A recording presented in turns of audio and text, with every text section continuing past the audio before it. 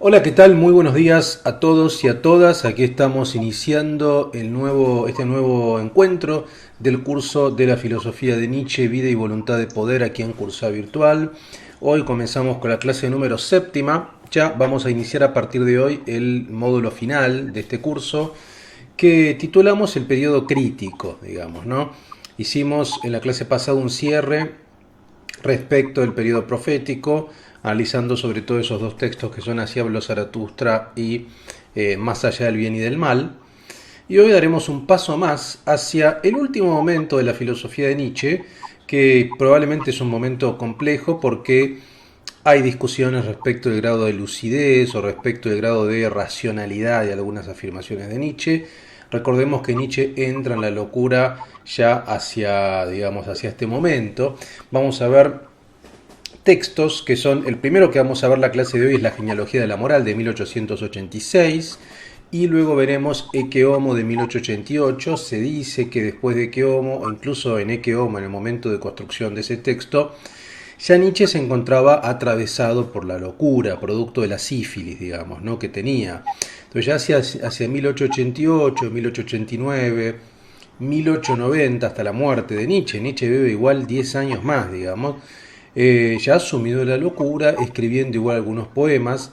Voy a sumar también, no para la clase de hoy, que vamos a centrarnos en la genealogía de la moral, y ya es un texto muy denso y es un texto, para mí, probablemente es el texto más sistemático de Nietzsche. O sea, es un texto de una sistematicidad, incluso en algunos aspectos es un texto kantiano, realmente, muy analítico en su procedimiento, ¿no? Es como una suerte de lucidez totalmente analítica previa a su locura, pero es increíble el texto. Y la próxima clase que veremos Ecce Homo, que es su autobiografía intelectual y demás, voy a sumar además algunos fragmentos del Anticristo, que me parece importante también. Es imposible abarcar todos los textos de Nietzsche. Y también algún poema de los ditirambos dionisíacos, digamos, ¿no? Pero eso es la próxima clase. Hoy vamos a centrarnos en la genealogía de la moral y no me olvido lo que comenté la clase pasada respecto de algunas visiones nietzscheanas críticas de Nietzsche. O sea, algunos analistas o comentadores o académicos que trabajan la filosofía de Nietzsche y son críticos desde una perspectiva nietzscheana. Esto lo digo en relación con algunas afirmaciones que vimos que son misóginas o que bordean cierto filorracismo, digamos. Bueno, es verdad, yo creo que en ese sentido una bibliografía complementaria muy buena es el texto de Virginia Cano, digamos, ¿no? Que se llama Nietzsche y que forma parte de la colección editada por Editorial Galerna de la Revuelta Filosófica. Acá marqué un par de cuestiones. Voy a arrancar probablemente por el texto de Virginia Cano, después vamos a la genealogía de la moral y después quiero sumar también algunas observaciones del texto que ya utilizamos de Rüdiger Safransky, digamos, ¿no? Nietzsche, biografía del pensamiento, me parece un libro interesantísimo, digamos, ¿no? Para tomar algunas observaciones. Pero, como no quiero olvidarme, antes de adentrarnos en la genealogía de la moral y leer mi material y leer los fragmentos del texto, como dijimos la clase pasada, bueno, Nietzsche sí es un filósofo que es problemático en algunos aspectos. El texto de Virginia Cano, no sé si la conocen, bueno, es doctora en filosofía por la Universidad de Buenos Aires y es profesora de la cátedra de ética en la misma universidad. En lo que uno podría llamar Nietzsche contra Nietzsche, digamos, ¿no? Una suerte de Nietzsche contra Nietzsche, una suerte de aplicar ciertos preceptos de la filosofía nietzscheana. ¿En qué sentido? Sospecha la noción de verdad, perspectivismo, crítica del concepto de universalismo. Bueno, todos estos elementos que estamos viendo, paradójicamente a veces hay que aplicarlos al propio autor porque él no los usa en ciertos momentos, digamos. Y algunas observaciones que hace Cano también las hace respecto de la genealogía de la moral, así que nos viene bien respecto de esta clase que es de la genealogía de la moral. Y también respecto de el vínculo problemático que tiene Nietzsche con Kant, ¿no? Es un vínculo ambiguo, que acá también lo trabaja muy bien Cano, que lo vamos a retomar ahora. Es un vínculo ambiguo, digamos, porque si bien él en ciertos textos le reconoce cierto avance a Kant respecto del nihilismo básicamente reactivo, todavía es una tarea sin terminar, digamos, ¿no? En algunas, ¿por qué digo esto? Ahora vamos a verlo. Porque básicamente Kant implica un paso adelante respecto del platonismo, respecto de la Edad Media, incluso respecto al Renacimiento, digamos, ya que no hay una visión de un mundo binario en un sentido trascendente, inmanente, digamos, no hay un vínculo inmanencia-trascendencia, no hay, por cierto, un desprestigio de este mundo, es decir, Kant lo que va a decir es que lo único que podemos conocer es aquello que parte de la sensibilidad, ¿no? Y que Dios, por ejemplo, y que los grandes universales, digamos, o que los objetos metafísicos, para ser, digamos, más concretos, los objetos metafísicos y que la metafísica misma no es una ciencia, digamos, dice Kant, ¿no? En todo caso, funcionan como ideales regulativos, digo, uno puede actuar como si Dios existiera, pero es un como si, digo, ¿no? Uno no puede acceder a Dios porque, bueno, porque no hay ningún tipo de pregnancia sensible, vale decir, porque yo no puedo percibir a Dios desde el punto de vista sensorial, o para ser específico, desde el punto de vista de las intuiciones, que son el espacio y tiempo. No lo puedo percibir desde las intuiciones, ¿no? Porque no tiene una manifestación empírica, no es un dato empírico. Entonces, si no es un dato empírico, no tiene una cierta base científica, digamos, ¿no? Todo esto lo reconoce Nietzsche. Lo que pasa es que, sin embargo, igual Kant sigue manteniendo la perspectiva de que una cosa es el mundo como uno lo percibe y otra cosa es la cosa en sí. Una cosa es el fenómeno, uno percibe el mundo fenoménicamente y uno logra la intelección de ese mundo luego posteriormente con las categorías del entendimiento, pero sin embargo hay un resto que es lo que Kant llama la cosa en sí, que la cosa en sí es incognoscible, que sin embargo, si bien Kant dice que es incognoscible, todavía sigue marcando que eso existe. Y esto es lo que Nietzsche le va a objetar. ¿Por qué sigue sosteniendo que si la cosa en sí es incognoscible, existe? Digamos, ¿no? No debería existir si es incognoscible, si no puede presentarse por medio de los sentidos, si no podemos captar espacial y temporalmente, por medio de las intuiciones que cada uno tiene, que son el espacio y tiempo, porque Kant considera que el espacio y tiempo no son propiedades del mundo, sino son formas en las cuales el sujeto percibe sensiblemente el dato empírico. Si todo eso no existe, ¿por qué igual sigue manteniendo que la cosa en sí, que es incognoscible, tiene entidad?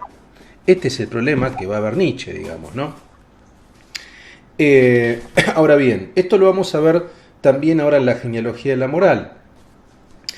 Pero vean en la página 80, esto que dice Virginia Cano, que deriva un análisis de la genealogía de la moral, dice, hablando de la moral aristocrática, que veremos ahora en el texto, en la genealogía, dice, esto lo dice respecto a la genealogía de la moral, pero también lo podemos pensar con respecto a otros textos de Nietzsche, como los que ya vimos, digamos, donde aparecen afirmaciones de este tipo, dice, por el contrario, en la moral aristocrática los valores se constituyen a partir de la afirmación de sí mismos y de la propia diferencia. Esto lo dijimos, Nietzsche, uno puede leerlo en muchos sentidos, pero Nietzsche tiene un atributo aristocrático. Esto no hay vuelta de hoja. Y es una filosofía de la afirmación de la diferencia, por tanto es una filosofía de la asimetría, no de la simetría. Es un filósofo anti-igualitarista. Esto es inexorable, se desprende de sus textos, ¿no? Dice, afirmación de sí mismos y de la propia diferencia y no como gesto de rechazo o de resistencia frente a los otros. Aun cuando es posible desconocer el carácter problemático de esta lógica estamental, racista y clasista con la que Nietzsche construye la genealogía de la moral occidental, lo cierto es que ello le permite mostrar el carácter paradójico y no puro de los valores morales, así como señalar los rasgos psicológicos, corporales y anímicos que intervienen en su producción. ¿Acaso el valor problemático de esta fábula nietzscheana radica en señalar cómo la moral del amor nace del odio y del resentimiento y el bien del antiguo mal? Esto ahora lo vamos a explicar. Pero a mí me interesaba sobre todo esta frase donde dice, aun cuando es imposible desconocer el carácter problemático de cierta lógica estamental, en términos de castas, porque Nietzsche a veces utiliza ese lenguaje de, esto lo vemos, digamos, ¿no? Moral de esclavo, moral de señor. Estamos hablando de una diferencia estamental en términos de señor y esclavo, o incluso a veces filorracista, no antisemita, porque vemos que Nietzsche elogia al pueblo judío, digamos, incluso considera que es superior intelectualmente en muchos aspectos, pero igual aparece a veces cierto dejo, no con respecto a cierta raza o tal raza, sino con respecto a esta diferencia que habría, ¿no? Y clasista también, a veces puede haber, con la que Nietzsche construye la genealogía de la moral occidental.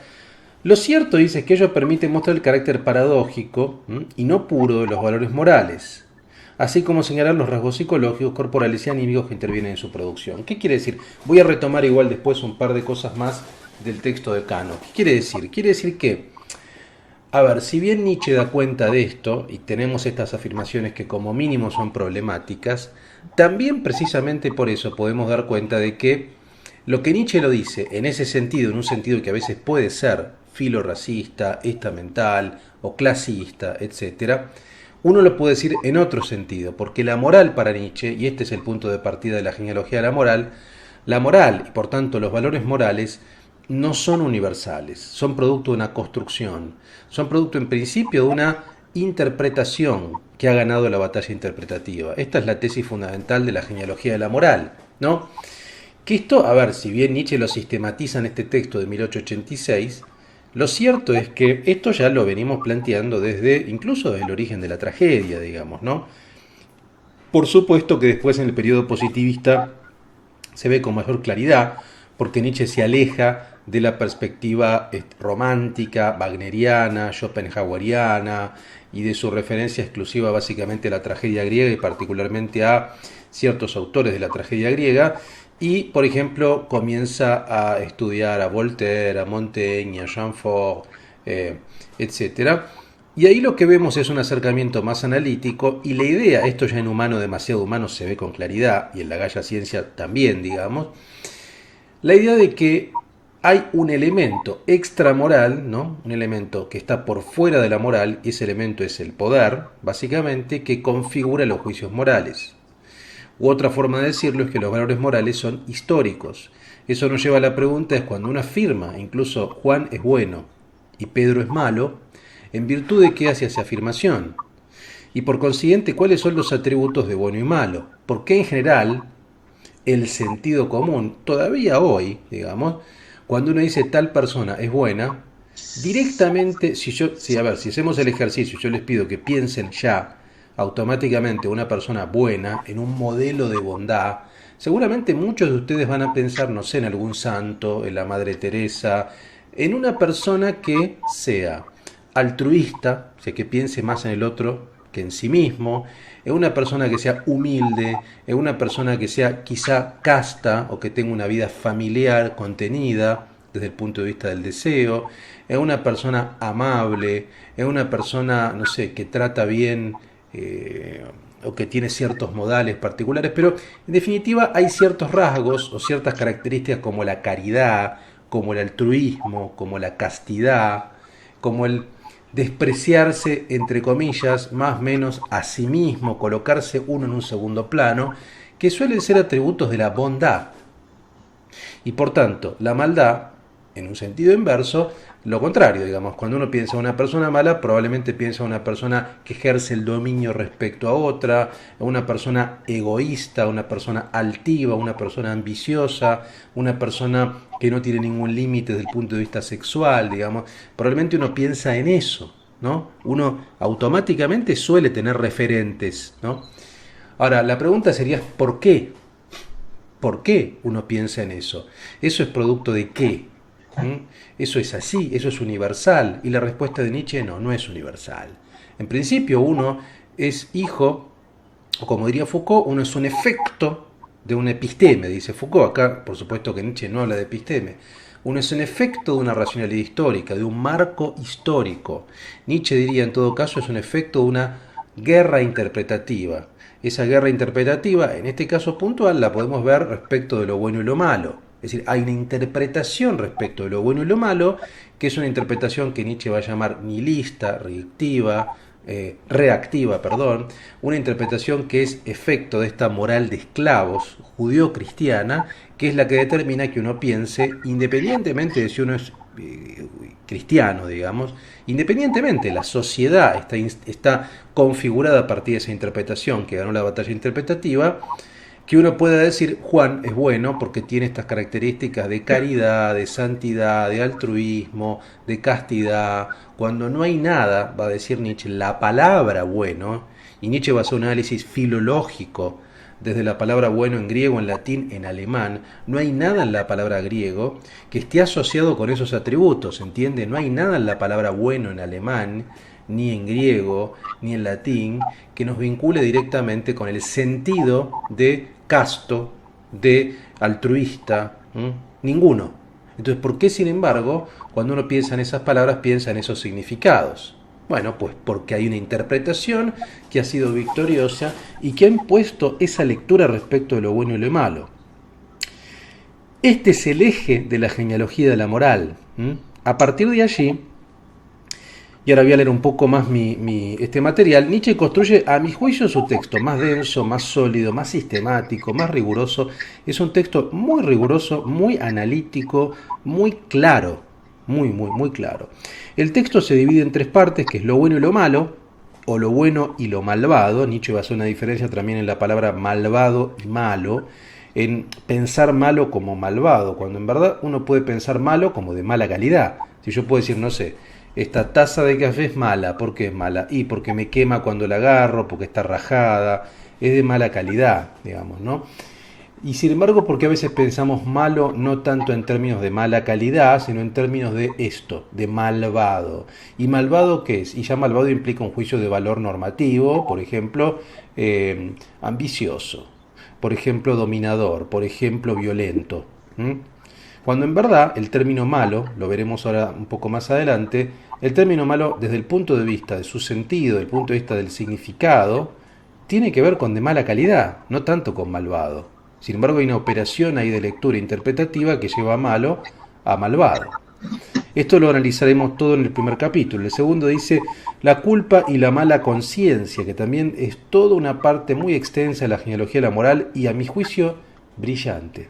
Es brillante. El análisis que hace Nietzsche de la culpa, Schuld en alemán, que él asocia directamente con la noción de deuda, la relación entre culpa y deuda, entre acreedor y deudor, no solamente permite una lectura en términos morales, sino también políticos y económicos, e incluso financieros, digamos. Este texto se toma a veces, ha sido releído para pensar, por ejemplo, la cuestión financiera o la lógica del hombre endeudado de los últimos años, digamos. Y por último, los ideales ascéticos, lo que Nietzsche llama el ideal ascético, que es, bueno, la construcción de la subjetividad del hombre del resentimiento, del hombre producto de esta moral de esclavos, que Nietzsche quiere criticar, que quiere desmantelar, en función de otro modelo que sigue siendo el modelo del superhombre o del espíritu libre, que es en todo caso al revés, el que va a oponer a este tipo de moral de esclavos y que va a ser hijo de la moral de señores, ¿no? Ahora bien, este proyecto del filósofo sigue siendo, en el fondo, digamos, como decíamos antes, producto de una gran meta, de un gran objetivo que tiene Nietzsche, que es la transvaloración de todos los valores. Esto ya viene desde el periodo ilustrado y pone en relevancia el método genealógico, sobre el cual nos extendimos en la clase primera, digamos, sobre todo, que es detectar el origen extramoral, conflictivo o impuro de los valores. Es decir, implica pensar una analítica del poder y demostrar el origen histórico de los valores morales. Los valores cambian y son producto de interpretaciones que ganan batallas. Es decir, este es el punto. Los valores no son universales, sino, por ejemplo, si yo les preguntara, a ver, el valor del honor, ¿hoy existe en el siglo XXI? No existe más. O sea, el honor como se entendía. A ver, hay duelos. Había personas que retaban a duelos a otras hasta, le diría, incluso a principios del siglo XX, digamos, ¿no? Entonces, ese valor del duelo que existía en el siglo XIX e incluso hasta principios del siglo XX, hoy no existe más. ¿Por qué? Porque ese valor desapareció, ¿no? Porque la interpretación que probablemente originaba que ese valor tuviera sentido cayó en desuso. Entonces los valores cambian, por supuesto que cambian. Otro ejemplo que les puedo dar, que tiene que ver tal vez con cierta discusión, digo, y que esto después se trasplaza, esto después se pasa, digamos, al derecho. Esto se desplaza hacia otro tipo de cuestiones como el derecho, por ejemplo, ¿qué es la monogamia? ¿No? También está en debate últimamente, ¿no? Antes era un valor, probablemente ya no es tanto un valor. o se entiende la fidelidad no como exclusividad, digamos, ¿no? Esto también, discusiones respecto con el poliamor, con otro tipo de vínculos de pareja, o con un modelo familiar determinado, y vemos que la familia ha mutado tremendamente, digamos, ¿no? O sea, el modelo de familia nuclear heterocentrado, o entre mujer y hombre, si bien sigue siendo todavía una mayoría, ya no es un valor en sí. Esto también quiere decir, bueno, porque cierta interpretación de los valores cayó en desuso, en el cual la monogamia o la familia heterosexual era simplemente exclusiva, hegemónica, privilegiada, y sin embargo ya no es tanto. Entonces, lo que Nietzsche dice es esto, en definitiva, los valores cambian y son producto de interpretaciones. El ejemplo que da, y con esto arranca el primer tratado, Nietzsche plantea una deconstrucción de lo bueno y lo malo. Entonces dice, para ello piensa los términos alemanes, bueno, gut, y malo, schlecht. Malo como de mala calidad, como esto que decíamos recién, schlecht. En su raíz filológica alemana, Nietzsche demuestra que los atributos de bueno son noble, o sea, cuando uno habla de gut, no habla de caridad, no habla de santidad, no habla de altruismo, habla de noble, poderoso, superior, fuerte. Y por su parte, malo es simple, vulgar, bajo, esclavo. Hay incluso, esto lo vemos en ciertos análisis que hace Nietzsche, relaciones directas entre lo bueno y lo malo, entre lo bueno y lo divino, ¿no? O sea, lo bueno tiene cierta... Gut, dice Nietzsche, esto después lo veremos, se relaciona con Dios, God, ¿no? Con Göttlichen, ¿no? Aparece con esta figura de lo divino. Entonces, lo bueno tiene más que ver con lo divino, tiene más que ver con lo de noble, con un vínculo con la nobleza, digamos. Nada que ver con una relación con la santidad, con la castidad, con el altruismo, ¿no? Y mucho menos, por supuesto, con los valores que Nietzsche asocia con el resentimiento, que es el desprecio a uno mismo, con lo que él llama la moral de esclavos. Entonces, ¿cuándo fue? Esta es la pregunta que se hace, ¿cuándo fue que los atributos de lo bueno y lo malo mutaron? Este origen heterogéneo olvidado demarca que fue la operación metafísica, política de la casta sacerdotal la que invirtió los sentidos. A partir de ahí, lo bueno será lo ascético, lo casto, lo enfermo, lo abstemio, y lo malo será lo fuerte, lo saludable, lo hedonista, lo ligero. Es el nihilismo judío-cristiano quien invierte los valores morales e impone una moral de esclavos y resentidos. La impotencia fabrica ideales de rebaño, dice el filósofo. Esta es la hipótesis que tiene Nietzsche, digamos, ¿no? Que, a ver, es una hipótesis consustancial y coherente con su hipótesis de la decadencia de la filosofía desde Sócrates en adelante, digamos, ¿no? La filosofía se constituye a partir de la negación del elemento dionisíaco.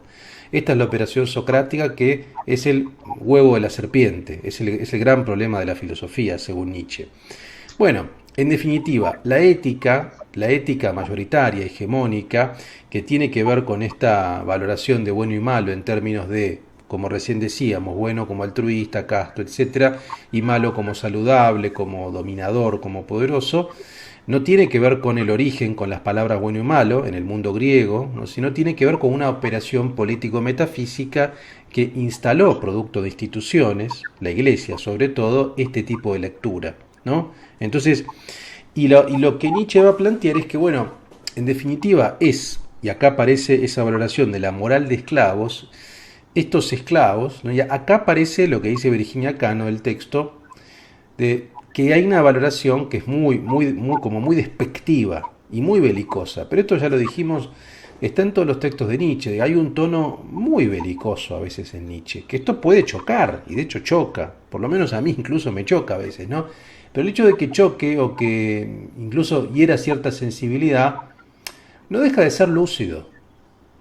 Yo creo que no deja de ser lúcido, porque, a ver, más allá incluso que uno esté de acuerdo, un poco más, un poco menos de acuerdo con lo que está diciendo Nietzsche, lo que está diciendo en el fondo, desde el punto de vista lógico, el autor, es que los valores morales se construyen, son históricos, y que, en todo caso, hay provisoriamente una interpretación que ejerce una lectura mayoritaria que impone o que lleva el sentido de esos valores para un lugar, ¿no? Después lo que va a agregar Nietzsche es que, bueno, quien ha ganado esa batalla son los resentidos, los pobres. Ahora vamos a ver qué es el resentimiento también, lo que él llama la moral de esclavos, y que producto de la venganza, por su lugar más bajo estamentariamente, imponen esta moral de esclavos.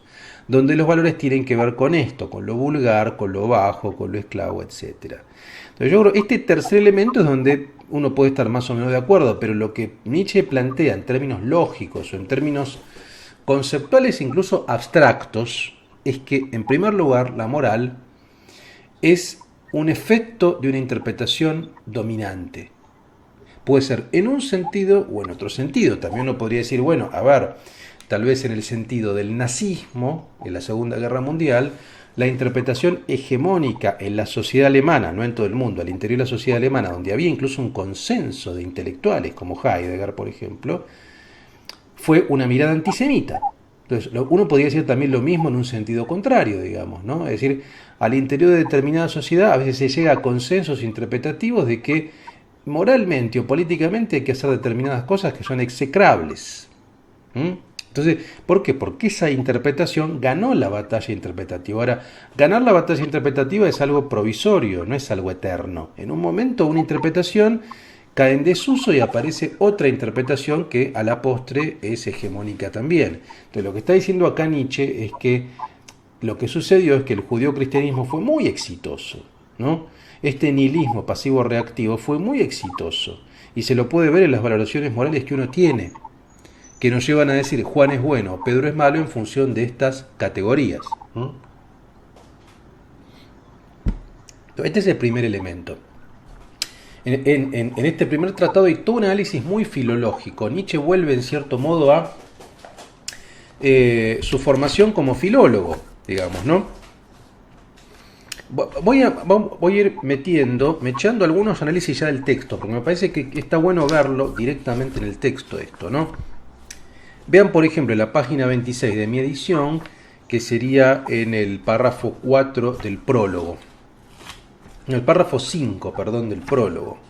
Dice...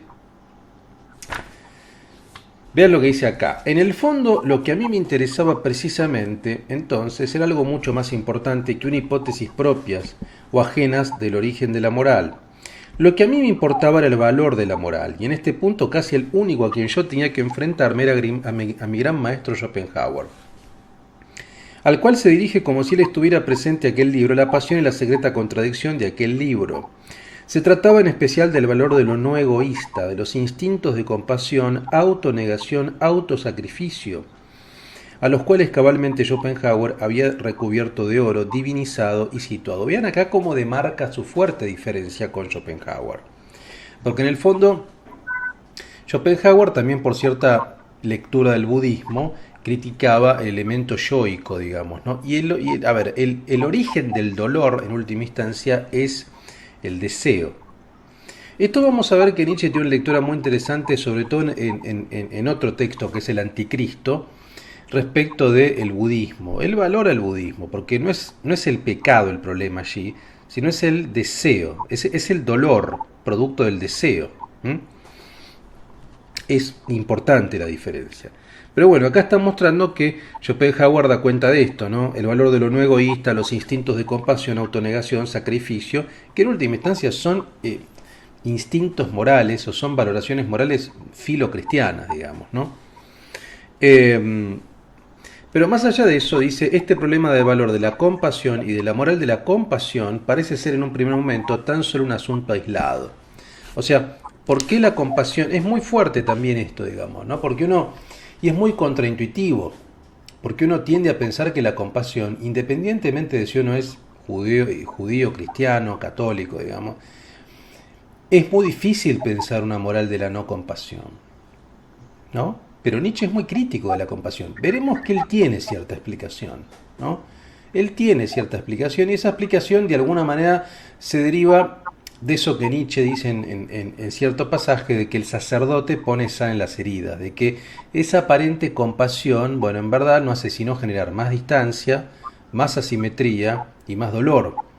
Por tanto, tener una mirada compasiva lejos de curar, de solucionar un problema, de ser más bueno con el otro, genera más distanciamiento. Yo soy el sacerdote, vos sos el pecador, yo te trato de ayudar, logrando que vos, o instando a que vos te niegues, o niegues toda tu potencialidad, y por tanto la cura, lejos de ser cura, es como si yo colocara sal en las heridas, digo, como si agrandara tu dolor. Si no hay ningún tipo de sanación allí.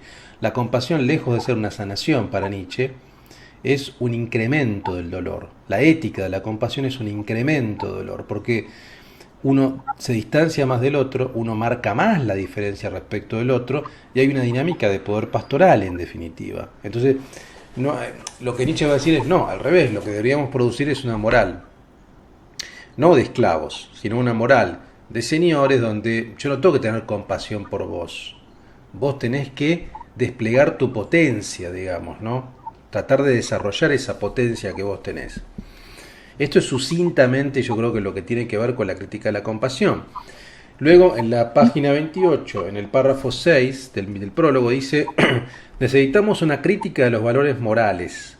Hay que poner alguna vez en entredicho el valor mismo de esos valores, y para eso se necesita tener conocimiento de las condiciones y circunstancias de que aquellos surgieron, en las que se desarrollaron y modificaron. ¿Se entiende? En definitiva, lo que Nietzsche está planteando, para ponerlo en términos kantianos, es analizar cuál fue la condición de posibilidad del surgimiento de los valores morales imperantes o hegemónicos, que nos llevan a decir que bueno es altruista, casto, despreciar el cuerpo propio, etc.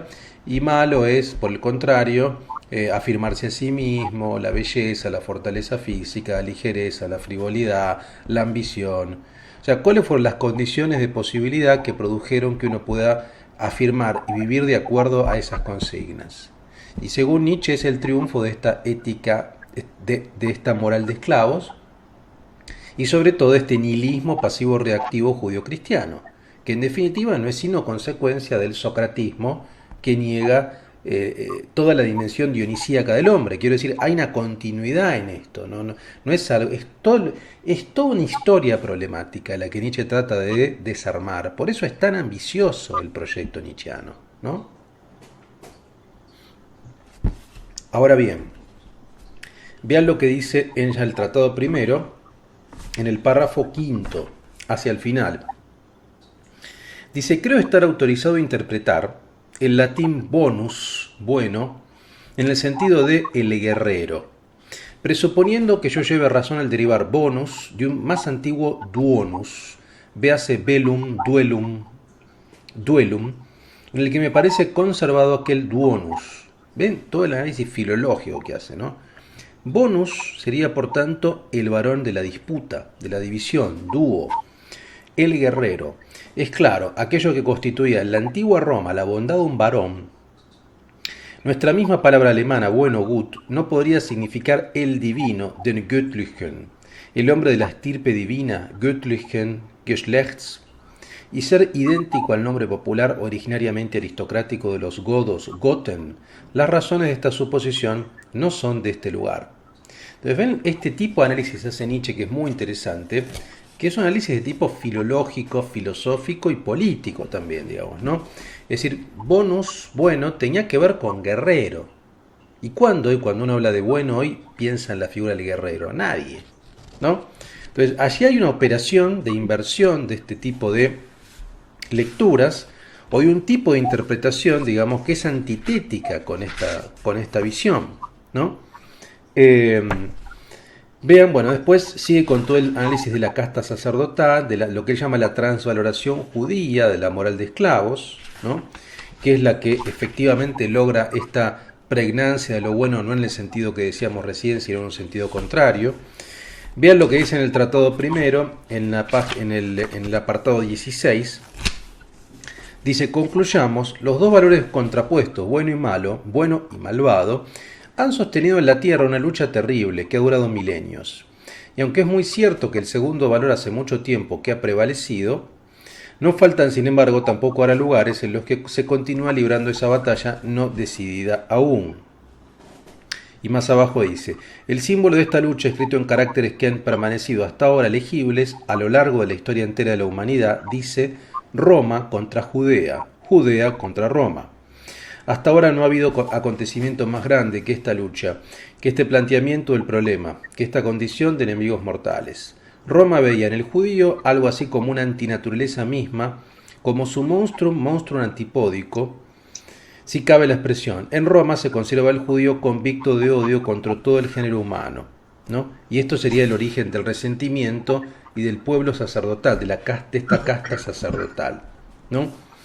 Esto lo dice más adelante en todo este párrafo 16, 17, digamos, ¿no? Por tanto, es el judeo-cristianismo, porque esto que dice, cuando dice Roma contra Judea, a ver, es el pueblo judío, pero sobre todo es el origen del cristianismo, digamos, ¿no? Este es el punto. Es un tipo de moral que él llama moral de señores, que más bien viene de Grecia y Roma, y una moral que él llama de esclavos, que viene de Judea y que es el origen del judío-cristianismo y a la postre del cristianismo en general, digamos, ¿no? Este es el problema, ¿no? Lo que critica Cano son estas afirmaciones de juicio de valor respecto de, por ejemplo, acá en la página 68, 16, digamos, este apartado. Dice, los romanos eran en efecto los fuertes y los nobles. Este tipo de afirmaciones que son de carácter, y sí, son de carácter racista, pues ya afirmar que todos los romanos eran fuertes y nobles es atribuir un tipo de caracterización universal que precisamente es antinichiana, digamos, ¿no? Porque uno debería tratar de resistirse a afirmar que universalmente todos son así, que esto es producto de una perspectiva en todo caso, ¿no? En tal grado lo eran que hasta ahora no ha habido en tierra hombres más fuertes y más nobles, y ni siquiera se los ha soñado nunca toda reliquia de ellos. Los judíos eran en cambio el pueblo sacerdotal, pero se entiende igual que la afirmación, yo matizaría también un poco lo que dice Cano, está hablando del pueblo sacerdotal. A mí me parece que acá la crítica también es a la dinámica sacerdotal, que es a esa dinámica pastoral, digamos, ¿no? Del resentimiento par excellence, dice, en el que habitaba una genialidad popular moral sin igual, ¿no? Basta comparar los pueblos de cualidades análogas, por ejemplo los chinos o los alemanes, con los judíos para comprender qué es de primer rango y qué es de quinto. Bueno, después sigue analizando todas estas derivaciones, estos enfrentamientos, pero en definitiva, en el primer tratado, el eje va a ser básicamente ese, digamos, ¿no? Es decir, dar cuenta de que en principio los valores morales son históricos, de que en segundo lugar hay una operación político-metafísico de inversión que llevó a lo que él llama la moral de esclavos, a imponerse respecto de la moral de señores, y Nietzsche por supuesto lo que va a querer hacer es rehabilitar, en todo caso, una moral de señores, una moral aristocrática, digamos, ¿no? Y sobre todo dar cuenta de que no hay nada, de que no hay ningún atributo en lo bueno y lo malo que nos lleve necesariamente, desde el punto de vista semántico, desde el punto de vista del significado, a afirmar que bueno tiene las características que recién dijimos y malo por el contrario de la afirmación, de la ambición, etc. A mí este aporte de Nietzsche me parece, esta es mi valoración, ¿no? Este aporte de Nietzsche me parece increíble.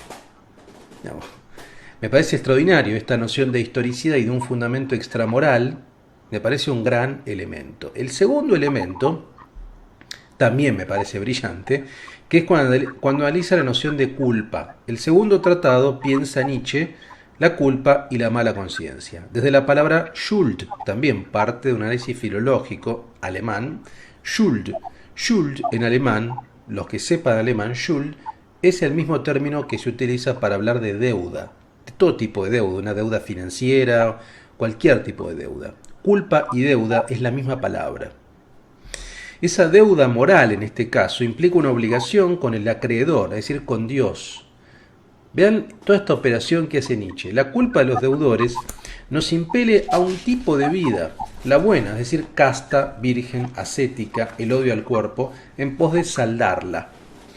La compasión y la piedad son síntomas culturales, no diagnósticos, dice Nietzsche. Al hacer el bien aumentamos el poder propio, vale decir, se marca más la distancia con respecto al otro.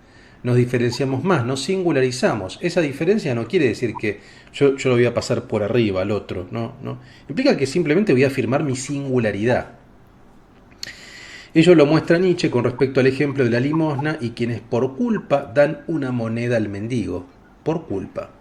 La solidaridad nos coloca como amos. Esto de que decíamos recién, ¿no? Del sacerdote y la sal en las heridas, es la culpa la que nos lleva a dar una moneda a un niño que está pidiendo en la calle, es la culpa la que nos lleva a no sé, dar un billete a alguien que está mendigando, digamos, en la ruta, lo que sea.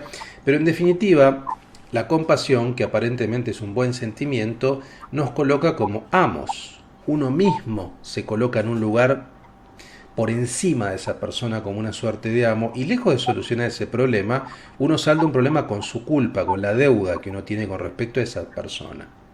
Entonces, con esto quiero decir, lo que Nietzsche va a plantear es lo siguiente, a ver, que culpa y deuda tengan el mismo origen filológico, implica, por lo menos esta es la operación argumentativa que hace Nietzsche, la siguiente cuestión. Es como si uno naciera en rojo. Pensémoslo en términos económicos. Cuando uno va al banco y uno está en rojo. En rojo quiere decir que uno debe, que uno le debe al banco o le debe a otro acreedor. En este caso, como uno no pide nacer, nadie pide nacer, nadie pidió nacer, nadie es consciente de su nacimiento, uno se encuentra arrojado al mundo. Ese estar arrojado al mundo es, alguien nos dio eso, sin que uno haya tomado una decisión. Alguien fue bueno, en el sentido de que fue generoso con nosotros y nos dio la vida. En principio fue generoso entre comillas, digamos, pero bueno, nos dio algo. ¿Mm? Ahora, eso que nos dan, esa vida que nos dan, en definitiva, según la visión, la lectura que tiene Nietzsche en esta analítica de la culpa y de la deuda, implica que uno tiene que, de alguna manera, compensar esa gratitud. Hay un tipo de compensación, digamos, ¿no? Porque, a ver, es un acto de generosidad absoluto que nos hayan dado la vida. Ese acreedor, ese creador y acreedor, que es Dios, según la lectura nietzscheana, de alguna manera nos impele a una obligación a devolverle algo.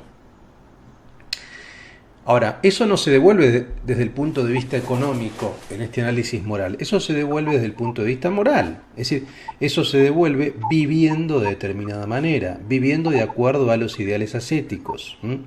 Viviendo, ¿por qué? Bueno, si uno quiere de alguna manera saldar esa deuda, salir del rojo aunque sea parcialmente, uno ¿cómo la paga? Uno la paga viviendo de acuerdo al patrón, o a cierto código moral, que en este caso es un código moral hijo de la ética de la moral de esclavos, del resentimiento, que obliga a valorar al otro, a ser altruista, a no centrarse en su cuerpo, a vivir una vida familiar, una vida casta, ¿no? Esta es la doctrina judio-cristiana, de alguna manera. O sea, uno tiene la vida, pero uno tiene que vivir de acuerdo a cierto patrón determinado, a cierto código, una moral de código determinada, para saldar de alguna manera eso. Si no, estaría siendo impropio, si no, no estaría pagando la deuda correctamente, porque uno supuestamente tiene la vida para vivir de acuerdo a los cánones de la bondad que marca ese código.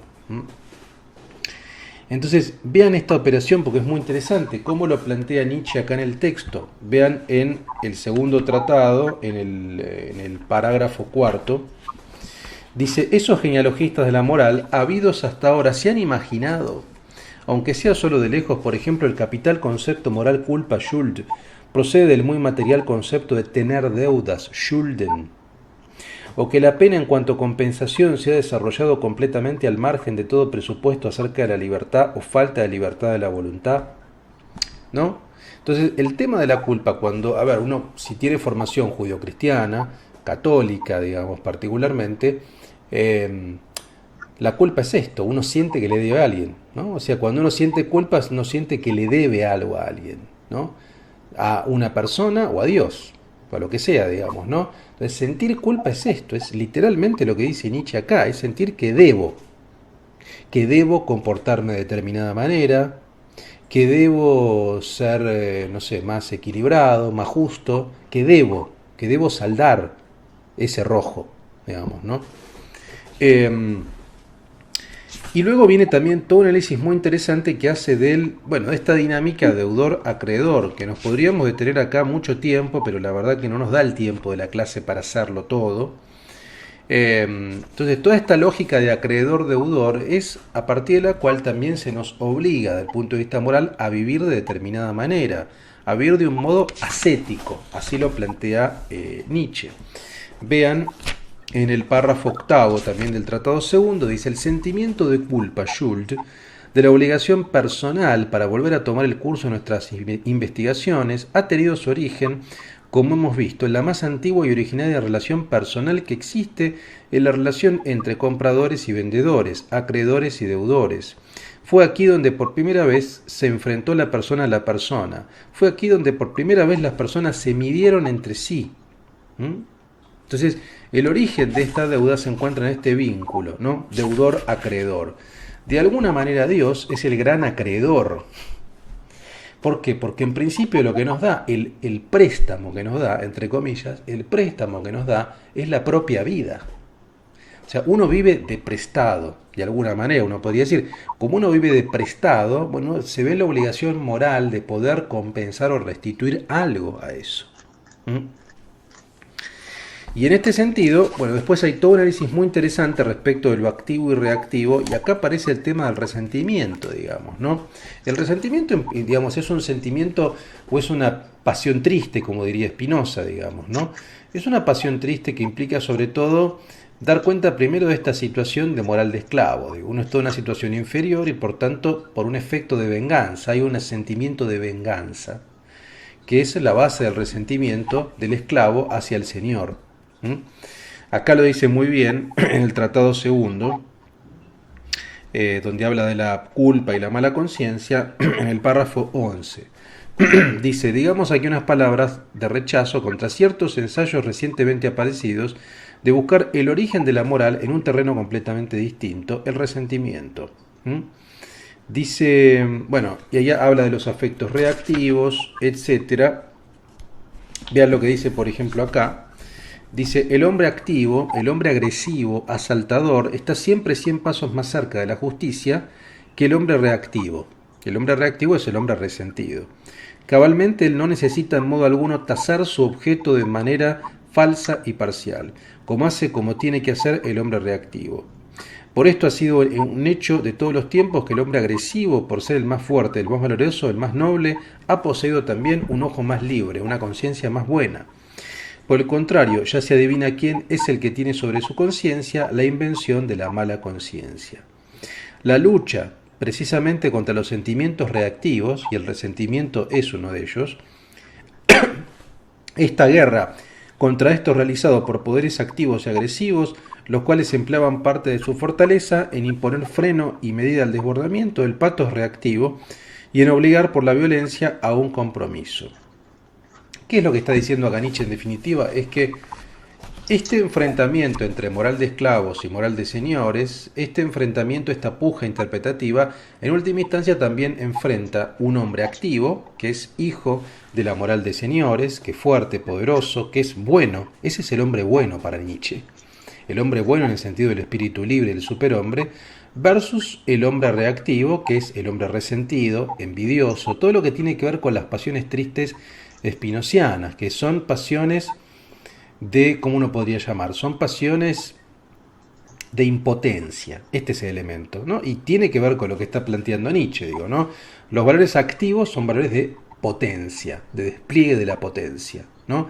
Y son valores aristocráticos porque afirman la singularidad de cada individuo, no para pasar por encima al otro, sino para diferenciarse en un sentido de cualidades. Cada uno tiene cualidades distintas, es decir, cada uno tiene talentos distintos, por tanto uno debería actualizar ese talento y singularizarse y ser su propio Napoleón en algún punto.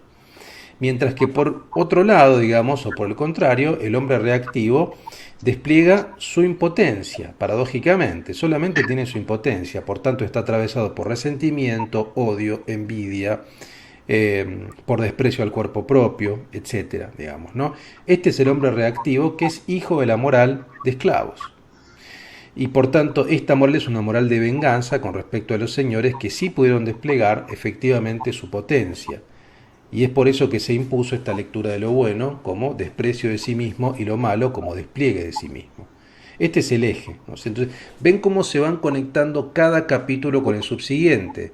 El análisis de lo bueno y lo malo se conecta con el análisis de la culpa, la mala conciencia y de esta diferenciación entre lo activo y reactivo. Y el último punto, el tercer tratado, un poco amplía lo que ya estamos hablando, que es el ideal ascético. Dice, la vida ascética, dice Nietzsche, es una contradicción. La condición enfermiza nos lleva al sentimiento fisiológico de obstrucción. El filósofo será aquel que nos ayuda a desaprender esos valores reactivos y resentidos. Esa moral de esclavos en pos de una ética de señores que actualice nuestra potencia. La genealogía de este modo ve el pasado en el presente. En el origen entonces está lo injusto, lo azaroso, la diferencia. Contra el ideal ascético, Nietzsche propone un héroe trágico. Esto ya desde la genealogía de la moral. Y la moral aristocrática que parte de otras figuras, el saber querer, el robustecimiento de sí, la gran salud. Los valores que asienta la filosofía moral nietzscheana parten de la ética del Heiterkeit, que se puede comprimir o que uno puede comprender, o comprimir o concentrar, digamos, como la expresión no querría cambiarme por nadie. Valores como la serenidad, la jovialidad, la frivolidad, la alegría, la ironía o la ligereza emanan de este espíritu libre y antiplatónico. La genealogía será efectiva si nos muestra los hilos en la construcción de una visión de mundo y, en definitiva, si nos otorga otras posibles lecturas. En definitiva, un modo disímil de vida a esta moral de esclavos resentida, ¿no? Entonces, la vida ascética, dice Nietzsche, es una autocontradicción. La vida, por definición, no puede ser ascética. ¿Por qué? Pues la vida necesita un despliegue de su potencia. La vida quiere más vida, sin embargo, la vida ascética, paradójicamente, es una vida que se obtura todo el tiempo, que se reprime o que se obtura o que se frena todo el tiempo, ¿no?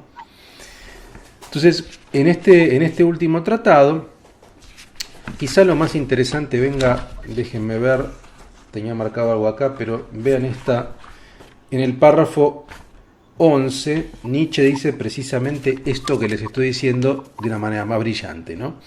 Dice, pues una vida ascética es una autocontradicción. En ella domina un resentimiento sin igual, el resentimiento de un insaciado, instinto y voluntad de poder que quisiera enseñorearse, no de algo existente en la vida, sino de la vida misma, de sus más hondas, fuertes, radicales condiciones.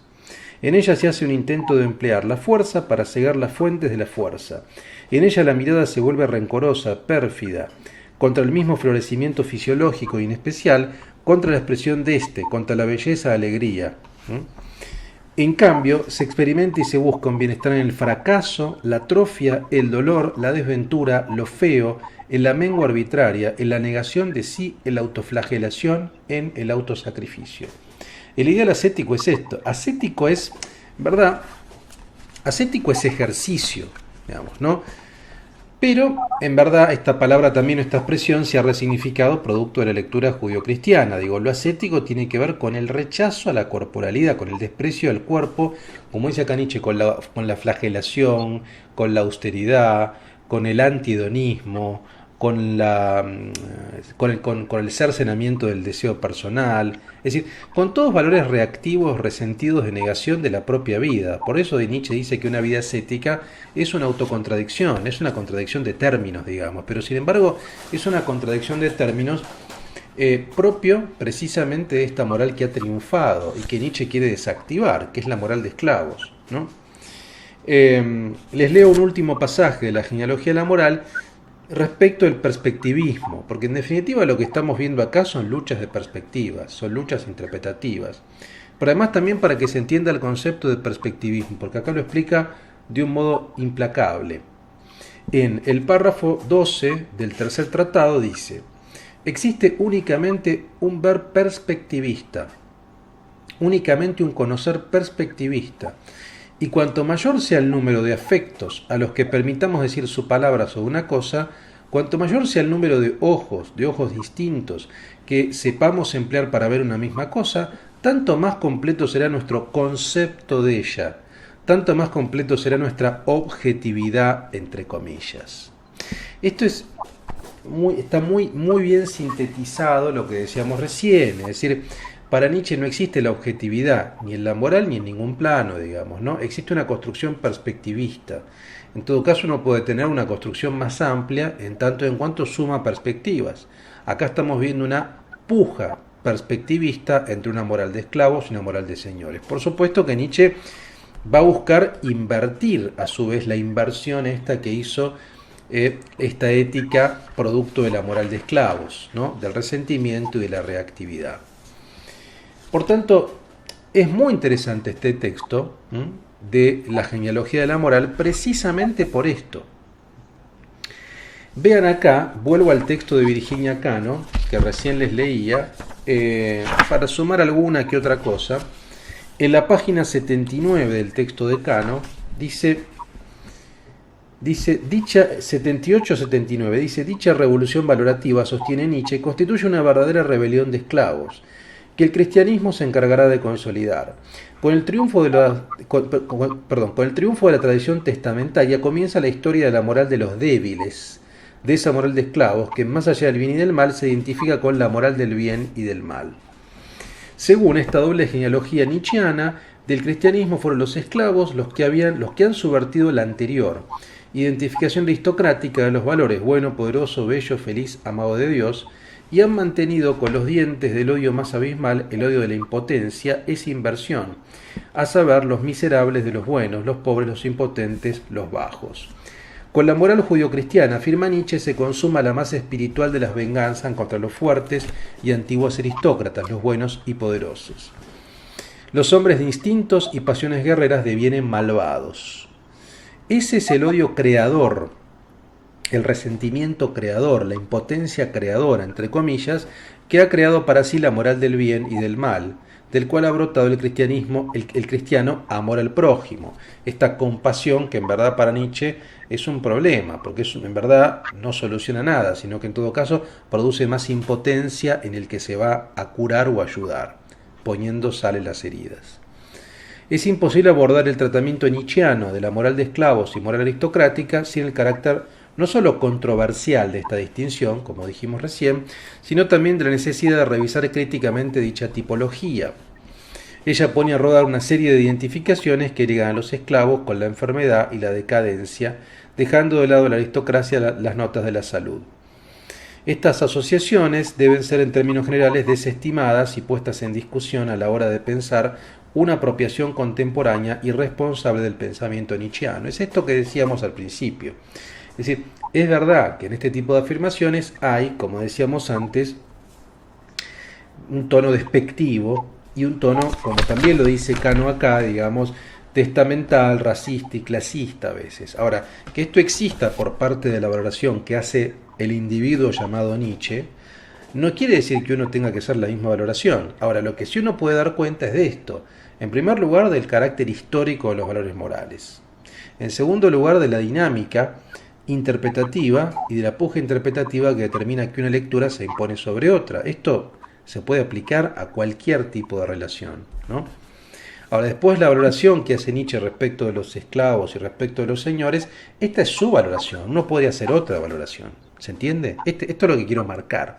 Se le puede aplicar al propio Nietzsche una lectura nietzscheana, se lo puede procesar a Nietzsche desde la propia perspectiva nietzscheana que él nos está brindando, de la historicidad de los valores morales y de desactivar este tipo de interpretación.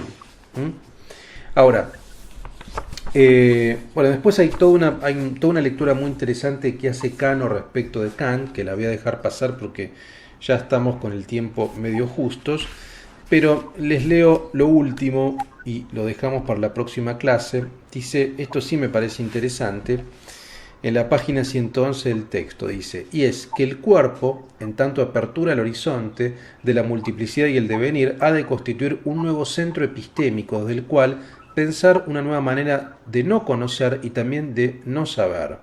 La preeminencia nociológica del cuerpo, que anuncia el primer bostezo de la razón del gallo positivista, radica en el contacto que él supone con la multiplicidad y la pluralidad propia de la esfera de la vida y de la riqueza de la tierra. O sea, la filosofía de Nietzsche, está diciendo acá Virginia Cano, es una filosofía que coloca la centralidad en el cuerpo. Y yo coincido, digo, es cierto. Esa quizá también es la gran aportación de la filosofía de Nietzsche, que es una filosofía por vez primera del cuerpo en su afirmación radical. Y no solamente del cuerpo en un sentido genérico, del cuerpo del propio filósofo, el cuerpo del propio Nietzsche, su cuerpo enfermo, su cuerpo que buscaba una lectura dionisíaca, su cuerpo que bailaba, su cuerpo sifilítico. Bueno, Nietzsche hace filosofía con su cuerpo particular, singular, con sus afecciones directas, y eso impacta en la creación de conceptos. O sea, los conceptos no son cosas que caen del cielo. Los conceptos son construcciones mentales que nos permiten leer el mundo en una perspectiva o en un sentido o en otro, que nos iluminan dimensiones, pero que nacen de cuerpos particulares de individuos. Entonces, lo que está diciendo, me parece acá Virginia Cano, y que yo coincido, es, bueno, los conceptos que Nietzsche construyó son conceptos que emergieron de ese cuerpo. El cuerpo enfermo, o el cuerpo saludable, o el cuerpo hedonista, o el cuerpo con las características que tenga, es la condición de posibilidad para la construcción de la filosofía. Esto es lo que Nietzsche por primera vez pone sobre el tablero, ¿no? Los filósofos anteriores no hablaban del cuerpo, y ni hablar de su propio cuerpo. Bueno, con esto vamos a cerrar la clase de hoy. Hay mucho concepto, los invito al foro Clases a que hagan sus intervenciones, a que problematicen este tema de la genealogía de la moral. Para mí es un texto polémico, ¿no?